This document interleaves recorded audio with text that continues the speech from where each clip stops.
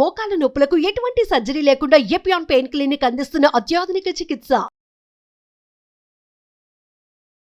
నమస్కారం అండి. నేను డాక్టర్ మోవా శ్రీనివాస్ అండి. డాక్టర్ మోవా శ్రీనివాస్ యూట్యూబ్ వీడియో ఛానల్కి మీకు స్వాగతం. సో మన వీడియోలు, నేను చేస్తున్న వీడియోలతో చూస్తూ కొంతమంది వారి వారి అభిప్రాయాలతో కాకుండా ఈ వీడియో మీరు చేస్తే బాగుంటుంది అని చెప్పడం నాకు జరుగుతూ ఉంటుంది. మెసేజ్లు పెడుతూ ఉంటారు. సో అలాంటి వాటిల్లో అన్నీ నేను చదవలేకపోవచ్చు వీడియోలు, ఎందుకంటే వీడియోల కింద కామెంట్స్ ఎందువల్లంటే కొన్ని ఎక్కువ ఉంటాయి. ప్రతి వీడియోకి చాలా కామెంట్స్ ఉంటాయి. నాకు వంశీకృష్ణ అని చెప్పేసి ఒక ఆయన అమెరికా నుంచి ఒక వాట్సాప్లో నాకు మెసేజ్ పెట్టారు. డాక్టర్ గారు, నేను ఈ అంశం మీద మీరు మాట్లాడితే బాగుంటుంది అని. సో వంశీకృష్ణ గారు, ఇది మీ గురించి. సో వంశీకృష్ణ గారు అమెరికాలో ఉంటారనుకుంటా బహుశా. ఆయన పెట్టినటువంటి స్పెసిఫిక్ క్వశ్చన్ ఏంటంటే, చికాగో మరాథాన్ నేను పరిగెడదాం అనుకుంటున్నాను. సో పరిగెట్టేటప్పుడు హార్ట్ రేట్ అని కనుక నేను మానిటర్ చేసుకుంటే అది ఎంత ఉండాలి, దాన్ని ఎలా మెయింటైన్ చేసుకోవాలి, దీని మీద మీరు వీడియో చేస్తే బాగుంటుంది అని ఆయన క్వశ్చన్ అడగడంతో ఈ వీడియో చేయడం అంటే జరుగుతుంది. ఎందుకు చేస్తున్నాను స్పెసిఫిక్గా అని అంటే, ఆయన అడగటమే కాకుండా ఇంతకుముందు చాలాసార్లు డాక్టర్లు కూడా చాలామంది నాకు ఫోన్ చేసి, నేను పరిగెత్తానండి డాక్టర్ గారు పొద్దున్నే, సో నా హార్ట్ రేటు 170కి వెళ్ళిపోయింది, 150కి వెళ్ళిపోయింది, ఇది ఏమన్నా నాకేమన్నా ప్రాబ్లమా? డాక్టర్లు అడగటమే కాకుండా కొంతమంది స్టెంట్ అయిన వాళ్ళు, బైపాస్ అయిన వాళ్ళు, ఇలా చాలామంది ఎక్సర్సైజ్ గురించి అడగటం జరుగుతూ ఉంటుంది. సో ఒకవేళ మీరు ఎక్సర్సైజ్ చేస్తున్నా లేకపోతే రన్నింగ్ చేస్తున్నా సరే, హార్ట్ రేట్ మానిటర్స్ చాలా ఉంటాయి. వాచ్లతో కొంతమంది చాలామంది చూస్తుంటారు. సో అట్లాంటి చూసే వాళ్ళప్పుడు హార్ట్ రేట్ వాళ్ళకి తెలుస్తూ ఉంటుంది. కాబట్టి వాళ్ళకు వచ్చినటువంటి భయాల్ని పోగొట్టడానికి ఈ వీడియో చేస్తున్నాం. సో ఎక్సర్సైజ్, వ్యాయామము అంటే ఏమిటి? మామూలుగా వాళ్ళకుండే శరీర శ్రమ ఏదైతే ఉంటుందో దాన్ని మించి శరీరాన్ని శ్రమింపజేయడం అనేది ఒకటి వ్యాయామము అంటాం. సో అది మామూలుగా మీరు శరీరాన్ని రోజువారీ పనుల్లో ఏం చేస్తారో అంతకంటే ఎక్కువ. చాలామంది ఎస్పెషల్ ఆడవాళ్ళకి, నేను మీరు ఎక్సర్సైజ్ చేయాలని చెప్పాను అనుకోండి, రోజు ఇంట్లో పనంతా నేనే చేస్తానండి, సో రోజంతా యాక్టివ్గా ఉంటాను అని మగవాళ్ళు, అది ఆడవాళ్ళు. మగవాళ్ళు అయితే ఆఫీస్లో నా పనులను తిరుగుతుంటానని చెప్తుంటారు. అది శరీర శ్రమ కాదు, మీరు శ్రమ లేకుండా మీరు పని చేస్తున్నారు. దానికి మించి చేసేదాన్ని వ్యాయామం అంటారు. సో అలా మీరు శరీరాన్ని శ్రమ పట్టేటప్పుడు శరీరం కదలాలి, ఎముకలు కదలాలి. ఎముకలు కదలాలంటే దాన్ని కదపడానికి, జాయింట్స్ని కదపడానికి మనకి కండలు కావాలి. సో కండలు బాగా పనిచేసినప్పుడు శరీరం ఎఫెక్టివ్గా నడక కానీ, పరిగెత్తడం కానీ, బరువులు ఎత్తడం కానీ ఇట్లాంటివన్నీ చేయగలదు. కండలు బాగా పనిచేయాలంటే కండలకి రక్తం కావాలి. ఈ కండలకి సప్లై చేయాలి అంటే, సరఫరా చేయాలి అంటే గుండె బలం బాగుండాలి. సో చైన్ చూశారు కదా, గుండె బాగుంటే రక్తం పంప్ చేయగలదు. ఆ రక్తంని తీసుకుని కండలు బాగా పనిచేయగలవు. కండలు పనిచేస్తే జాయింట్లు, ఎముకలు కదులుతాయి. మీకు అనుకున్నటువంటి నడక, పరుగు, బరువులు ఎత్తడం ఇవన్నీ కూడా మీరు చేయగలరు. ఇదంతా ఒక సైకిల్ కదా, ఇదంతా ఒకదాని మీద ఒకటి ఆధారపడి ఉంది. ఏ ఒక్కటి ప్రాబ్లం వచ్చినా, గుండె ప్రాబ్లం వచ్చినా, కండలు సరిగా లేకపోయినా, కండల ప్రాబ్లం వచ్చినా, జాయింట్ ప్రాబ్లం వచ్చినా ఈ ఎక్సర్సైజ్ చేయడం అనేది కుదరదు బేసికలీ. సో గుండె ఎక్కువ కొట్టుకోవడం అనేది అవసరం. ఎక్సర్సైజ్ చేయాలి అంటే హార్ట్ రేట్ పెరగాలి. సో పెరిగితేనే కదా మీరు ఎక్సర్సైజ్ చేయగలరు. మీరు ఎంత ఎక్కువసేపు పరిగెడదాము, నడుద్దాం అనుకుంటే గుండె అంత ఎక్కువసేపు మీకు సహకరించాలి. గుండె హార్ట్ రేట్ పెరగాలి. పెరిగితే అది మీకు పనిచేస్తుంది సరికదా, అది సహజము. పెరగకపోతే అది ఎప్పుడు ఇబ్బంది. అంటే అది జబ్బు పడింది, దాంట్లో బ్లాక్స్ వచ్చాయి, అప్పుడు అది అంత కొట్టుకోలేకపోవచ్చు సరిగదా. మీరు ప్రయత్నిస్తుంటే ఛాతీలో నొప్పి, మంట రావచ్చు, చెమటలు పట్టచ్చు, అది బ్లాక్స్కి సంకేతం. అది పక్కన పెడదాం. సో బ్లాక్స్ మనం వేరే మాట్లాడుకోవచ్చు. హార్ట్ రేట్ అంటే గుండె నిమిషానికి కొట్టుకునేది, గుండె చలనం ఎంత ఉందో 60-70 సార్లు కొట్టుకోవాలి. అది పెరిగితే మీకు అది సహకరించినట్లు లెక్క. సో అది ఎంత పెరగాలి అనేది ఇవాళ అంశం. సో ఇది ఎంత పెరగాలి అనడానికి ఒక లెక్క ఉంది.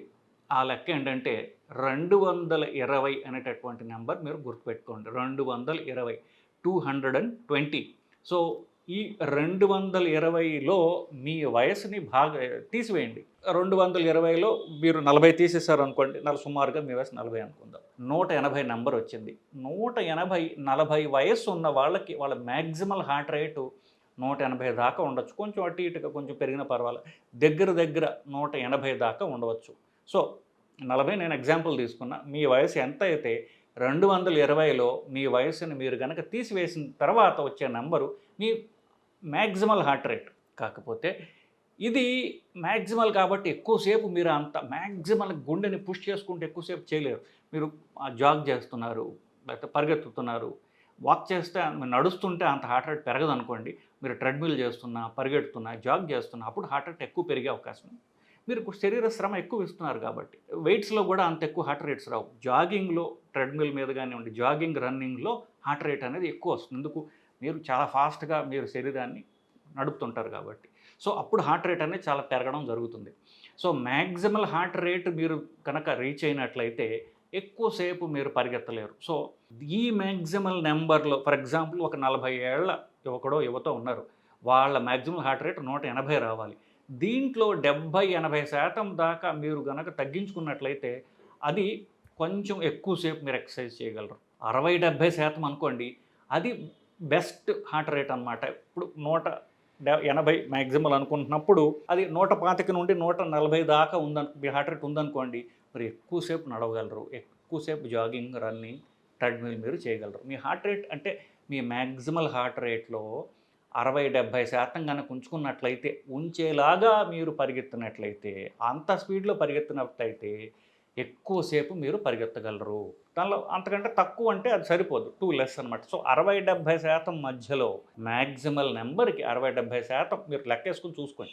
అలా గనక మీరు మెయింటైన్ చేస్తే ఎక్కువసేపు మీరు రన్నింగ్, జాగింగ్ చేయగలరు. ఇప్పుడు మీరు 40 ఏళ్ల వయసు వాళ్ళకి సుమారుగా 180 దాకా మీ హార్ట్ రేట్ అనుకున్నాం కాబట్టి కొంచెం పెరిగినా నష్టం లేదు. గుండెకి నష్టము, దెబ్బ, హాని జరగదు.